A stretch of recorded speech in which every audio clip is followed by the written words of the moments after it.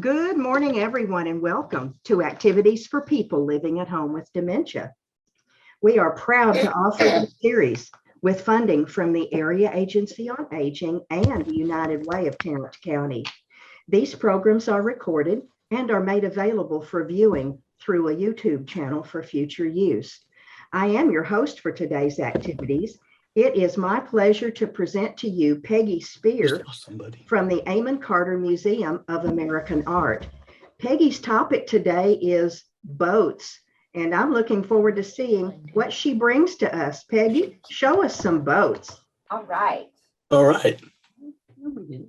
There we go. That's it. No, you're right. Okay. Can y'all I got you, see Nene. that? There you go. Yep. Yep. Okay, good. At least that works for us. Okay. So we have all sorts of ships in our collection. Ships, boats, kayaks, canoes, you name it. We've got all different depictions. So this is again one of those topics where we could do it 400 times, and each time we're looking at different things. So I tried to pick some different mediums that represent boats in our collection. And this first artwork we're going to look at is a lithograph with applied watercolors. So someone went back in and painted it. And it is of the famous clipper ship Flying Cloud. So I'm sure people have, if not in your house, you might remember your parents' house or friends' houses having prints of boats like this on their wall. Does anyone have that currently? Or Now, Remember Peggy, I'm it. going to have to say something, Peggy. So go ahead. You cannot call these boats. No, I had these are a ships. friend who was a commander in the Navy, and he would get very upset when you call a ship a boat. Well, don't tell him I said that, please. I will not. But I appreciate the correction. This Thank you. ship, does anyone have naval ships hanging on their wall? Maybe like this, maybe something from England, but yes, ships were very popular and continue to be a popular home decor type of print. I can't remember mine. But does anyone know anything about this particular clipper named Flying Cloud? I can't wait for you to tell us. This was a fun little research. I'm not much of a naval or ship buff at all, as you can tell. I'm calling the wrong names, but this is apparently in the ship crowd. This is a very famous clipper because it for 135 years held the fastest record for getting from New York to San Francisco Bay. Mhm. Wow. So I want to make sure I'm getting the year right. I want to say, I didn't write it down. No, I didn't write it down. In 1838, this took its voyage from the New York Harbor around South Africa to San Francisco in 89 days and 21 hours. And then 3 years later, it beat its record and made it in 89 days and 3 hours. And that was the record that maintained for as long as it did. And so many people, if you were to just Google Flying Clouds, you can get commemorative plates and ashtrays and prints. And so that this ship was the end all be all for an extremely long time. Wow. That's amazing. Isn't that cool? And so does anyone know what makes a clipper ship a clipper ship? I don't. All the sails? Say that again, Jenna? All the sails? Yeah, the sails, I believe, the type of sails. The And- sails are And part the of shape it. and the shape The of ship, it. the shape of the bow. Yeah. The shape, it's mostly many- the width of it. The Mhm. width has a lot to do with it, so it could cut through the water pretty quickly, clip the waves. That's where the name clipper came from, Oh, clipping the waves. And it wasn't built for cargo, or it was built for speed. So it was it's a hot version of a ship. Yeah. This? They did carry Oh, cargo, this but thing, it wasn't That's a ship. massive amounts of cargo. No, and eventually they started changing design to still have the clip effect, but then it was like with the slave trade routes, clippers were Right. being used and things like that. So eventually it did have more of a cargo and passenger, not so much passenger, but cargo Mhm. effect to it. But It's the- this was built specifically for its speed, this particular clipper. It's the sports car boats. And all those things. It's the what? It's the sports car of boats. Sports Yes. car boats. Yeah. Back then it was the racehorse of boats, I guess. Right, yeah, it was the hot model that you really wanted to get. That's on. right. And I so, guess oh, go Even ahead. though distance wise, it was shorter going around the coast, the southern coast was blah, blah, blah. Point of South America is safer going through around Africa It was, yes. because that is very dangerous water down there Yeah. Yeah, where the two oceans come together. Yeah. and eventually clippers kind of fell out of need and fashion because canals were built. Yeah, And so there was no, the distance was already being shortened, so the speed well, of the and boat. the steam engines came along too. That Right. lessened their Yeah, so need. as technology advanced, but this, the record wasn't broken until 1989. Really? Yeah, so it took a while for another boat, I'm assuming clipper, not any sort of engine. So I have a question. Mhm. So did this ship go through the Civil War in America and then through World War One?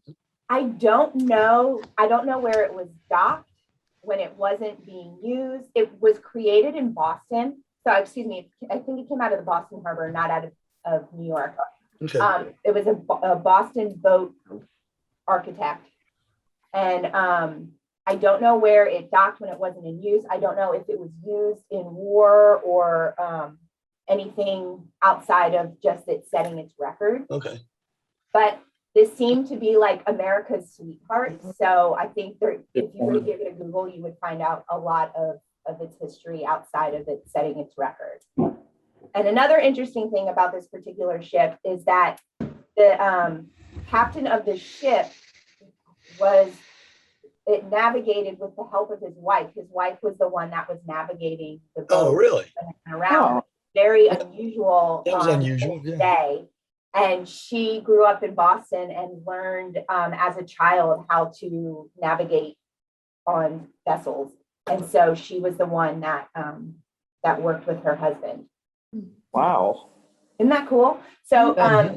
and down here, I know it's almost impossible to read, it's the dimensions of the different parts of the ship.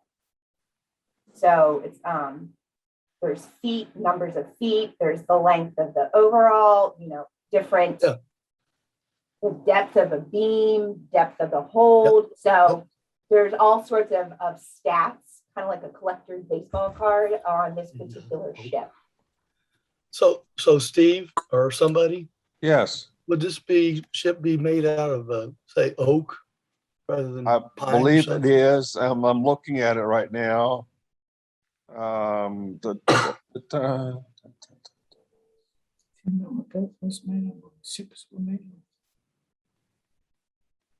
Wow. It does not say, but it would be oak, I believe. I would believe also. Yeah, yeah. Actually, the world record was set for the California gold rush. That's what it was known for. Oh, okay. Getting those miners out to California. Yeah. Yeah. And did you say Well- they went around South Africa or South America? Yeah, South South Africa. America. South Africa. Okay. Okay. Wait, Now I understand that why because of the weather conditions. Right. Wait, how would it be going around South Africa if it was going from New York to San Francisco? It would go across the Pacific.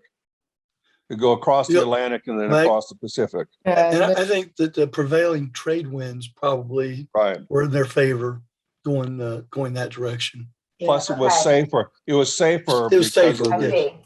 of the Oh, man.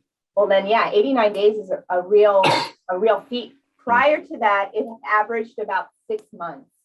So Wow. Holy moly. And how long did it take? I don't know. 89 days. 89 days. Wow. 89 days. 89 days, 8 hours, and then it broke its own record. It was 89 days, 21 hours. 3 years later, it broke its own record, 89 days, 8 hours. So it works out the kinks, shaved off some time. Yeah. So this was one of this particular print you can find in museums across the country just because it was such a popular interest for America. So I think the Smithsonian has one, the Library of Congress has one. You can give it a Google like Steve just did, and you'll all sorts of interesting memorabilia surrounding this this clipper.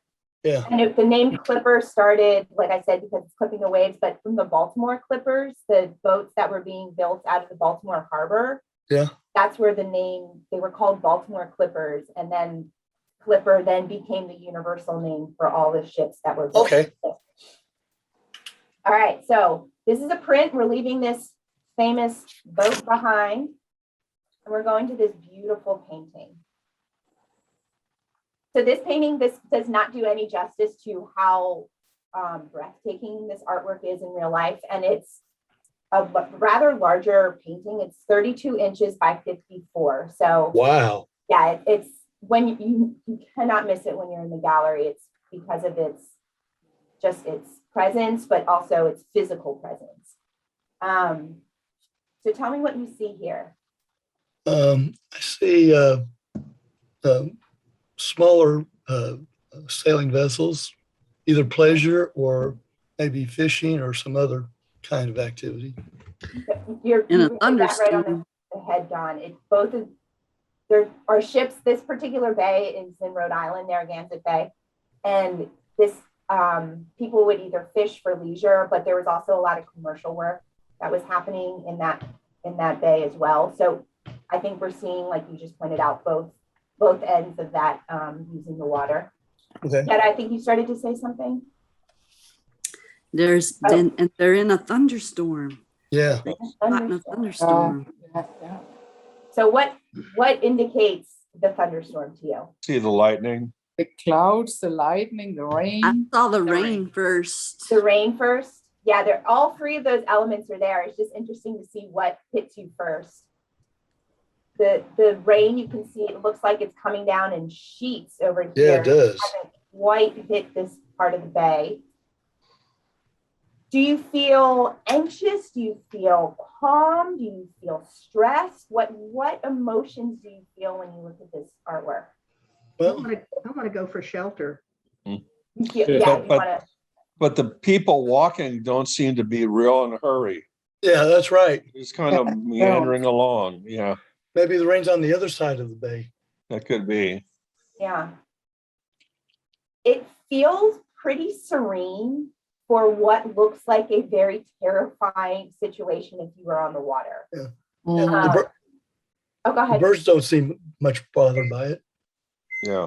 Just kind of doing their thing. Our curator has beautifully described it as a disquieting calm, because you can tell there's a threat, but the almost glass-like effect of on the water. Yeah. And the quietness the rest of the painting feels, while we know it's a thunderstorm, I don't feel like I'm hearing that thunder. Yeah. It feels quiet to me. Do other Yeah. people feel that way, or do you feel like you're hearing the thunder? What do people think? You might hear the thunder, but it'll be distant. Mhm. It reminds me of the calm before the storm. Calm before the storm. Yeah. Yeah.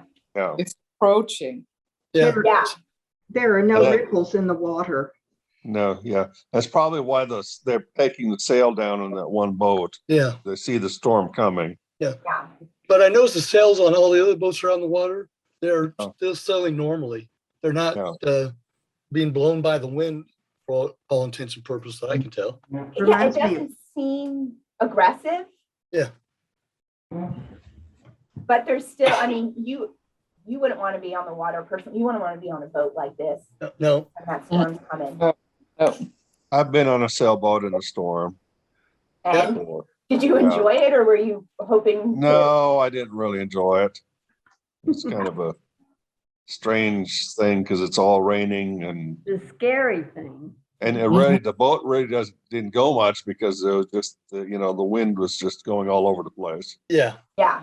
Yeah. Then you had a Yeah. Forrest Gump moment. So you hold on to the mast, Yeah. to, Yeah. Yeah. You try to Hunker keep down and pray for daylight. It Yeah. doesn't. Yeah. you try to keep your boat pointed into the wind, yeah. so it doesn't get blown sideways or out of position. Fortunately, it was on a lake and there was a camp there and some of the folks on shore saw it. So they brought out their motor launch Oh, nice. Okay. and pulled us in, That's good. yeah. Cause they realized we were not going to be able to get out of it. Well, that's helpful to have those Yeah. hands close by. Yeah. Yeah, you kind of get the sense that maybe some of these boats are heading towards shore, Yeah. whereas these ones just look like they are out to lunch. I mean, there's nothing they can do but Yeah. weather it. Yeah. They're out or either that or they're headed toward the other side. Yeah, true. And what's kind of interesting, I mean, this is such a bizarre painting for this particular artist. It was not well received when it was created, and he had recognition at the time. And people were very confused by this because he was typically painting marsh or happy landscape scenes that were Oh, really? sunlit and bright, or flowers. He was really well known for painting orchids and hummingbirds. So generally happy topics. Yeah. And this one was very confusing because of the lighting. Like over here, it almost looks like the sun is still out, but Yeah. we're seeing total cloud coverage. It's dark. It feels kind of like a stressful situation. Yeah. So people didn't really know what to make of this artwork when it came out. Regardless, Sounds like those people had narrow minds. probably. And he was one of those people that did not confine to the norms of the day. So while this topic was, or while this depiction is very out of character for him, it was in keeping with his behavior of kind of bucking the norms of the time. So anyway. How big was this? You said how big is this, Peggy? It's about 32 by 54 inches large. Big. Yeah, it's big. It's probably one of my favorite artworks on view in our collection. So if you ever get to our galleries, it's in our landscape. It's a seascape, but it's in our landscape gallery. It's wonderful. And it's hanging with his other paintings that we have of his in our collection. So it makes that contrast even more dramatic, what he was known for and what then he created.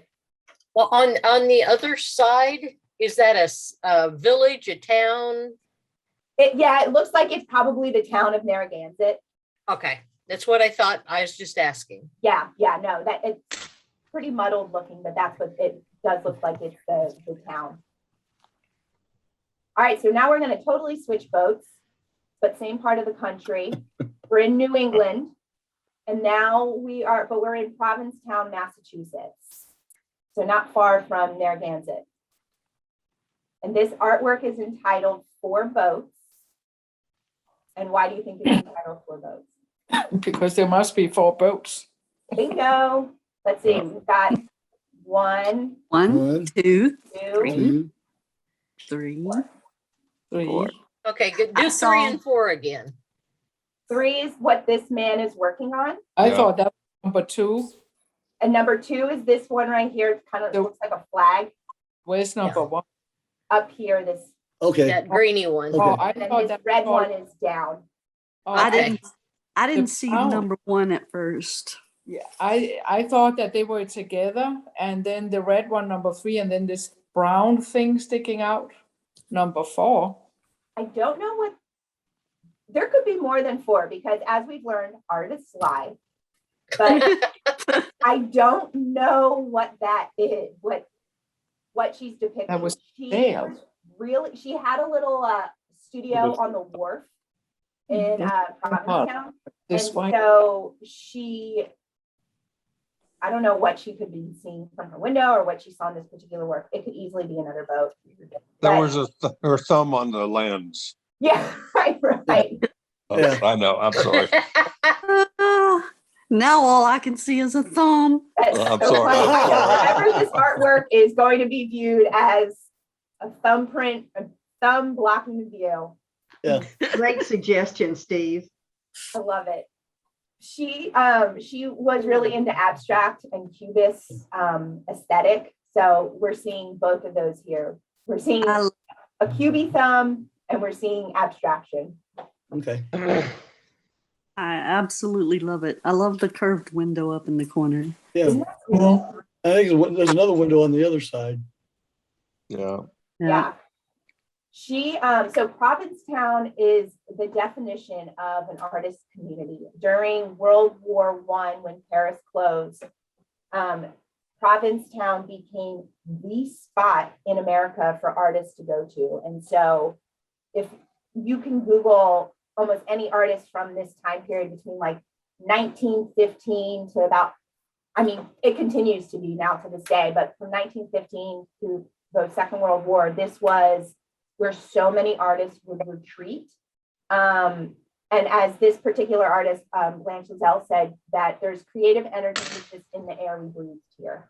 So it was a very accepting community of artists and creatives. And so that this was, many paintings have resulted as artists lived there. And so she was really well known as, this is a wood block and she would use a knife as her tool, but it's a white line wood block. So you can see the separation. Yeah. Is the white line. And she would create prints of, on using the wood block. And she wasn't interested in recreating the same print over and over and over again. She would use Parisian watercolors. That's what's giving it its color. And she wasn't concerned in matching the same exact color to the print before. She just was doing it because she really loved it. So this is an example of, you can see, really the artist's hand here with the curve, the white lines, the application of Maybe that is part of her hand. The finger. Oh, right here, the palm. Yeah, she's using Yeah, it could this. be, because it looks like, I can't say it. I guess right hand, that'd be the thumb, and then the finger coming around. Yeah, so she ended up making money on teaching lessons to people in Provincetown on how to do woodcut color. Really? Yeah, it was $5 a lesson, and the lesson series was 5 classes long. So she ended up monetizing her creativity that way. Wow. Just like Google. Yeah. So this is a very different depiction, a very cheery, abstract depiction of a boat. So is this one part of the collection that you have in Amon Carter? Okay. Yeah. And the last time it was on view, I want to say was like the early 20 teens, maybe. It hadn't been on view since I've been here. Okay. And then we got to include a photograph. But this is, the boat is not the focus, but it almost, to me, blends into the architecture. And it's of a boat on Fulton Street Dock in New York City and Manhattan. What jumps out to you first? The tide's out. The masts. The masts, yeah. The buildings on the right was the first thing I saw. Yeah. Yeah. The masts blend in, not blend in, but complement the city, the skyscrapers behind it. It's your eyes want to go up in this artwork. Mm-hmm. Yeah. And so this building behind the mast is 70 Pine. And it was at one point the tallest building in New York City. And the purpose of this photograph is one of many in a series Bernice Abbott took, depicting changing New York. And so she was funded by, or she did this with the government right before the onset of the Great Depression. And she was capturing New York as it was changing and growing and evolving. So she was able to photograph a bunch of buildings that have been since torn down or have been renovated in a way that might not even look like it once did. And this, while this is not depicting one building in particular, it was really capturing the pier, the moored boat, and the skyline from this particular vantage point. Does anybody think that boat's really low in the water? See you. Bye-bye. Bye, See you Steve. tomorrow. Bye-bye, Steve. Steve. Bye. This is a street. I don't know. I'm not sure. I don't know. This was taken, I believe it's sunrise. So, Sunrise, I okay. mean, granted, the tide is constantly changing, but this is a dock. So I'm sure if you took it maybe 10 hours later, that boat might look a little higher or lower. Or Probably. whatever. Okay. It has been raining, and if it's the sunrise, the moon is still up. Yep, that's right. Where are you seeing the moon? Up there in the right Upper hand right. corner. This- at Right top. there. I think that might actually be something on the film, Oh, Oh, because you can also see there's an imperfection here. okay. It was a good story though, Yetta. I thought so. I know, I too. love that poetic narrative to it, Yes. but I think it was just, this might not be the best conditioned photograph. Okay. And yeah, so this particular photographer, after or this time in her career, she used to be was very well known for her portraiture, but then during this time in her career, she really shifted to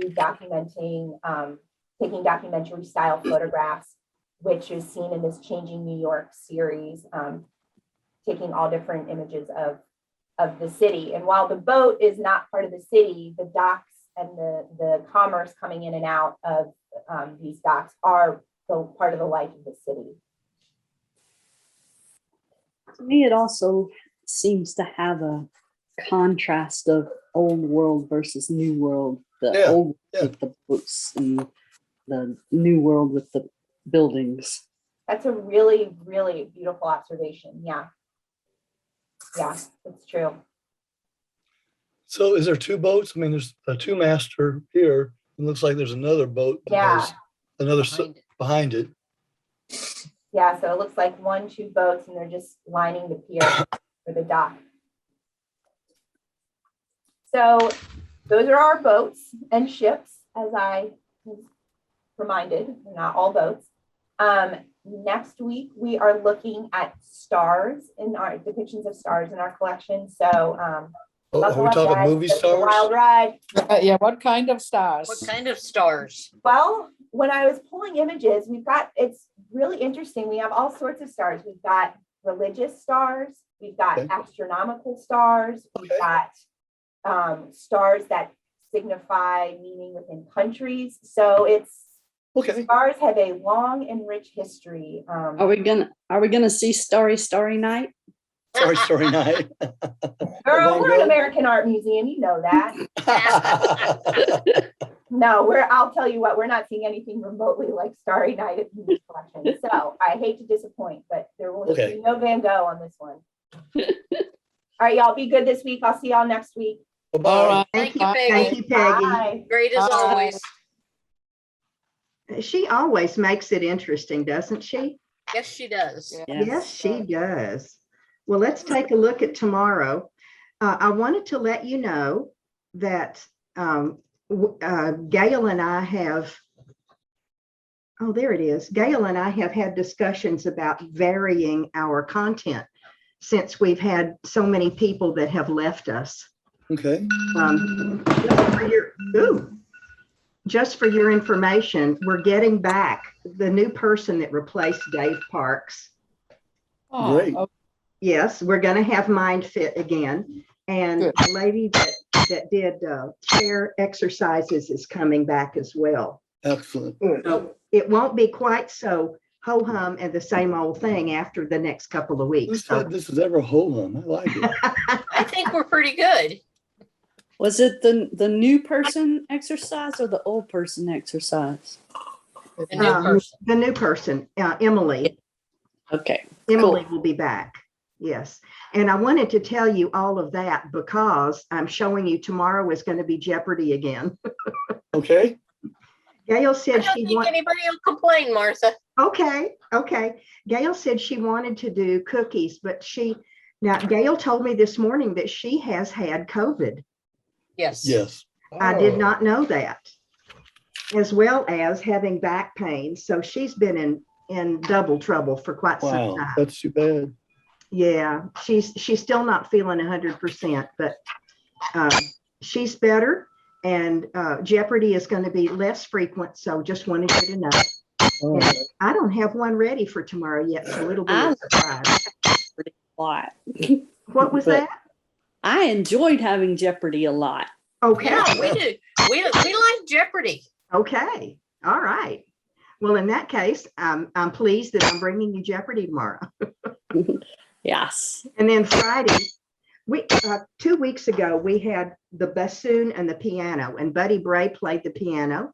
He's coming back on Friday as a piano soloist. Okay. And he's a really good storyteller about classical music. I hope he brings us some stories as well.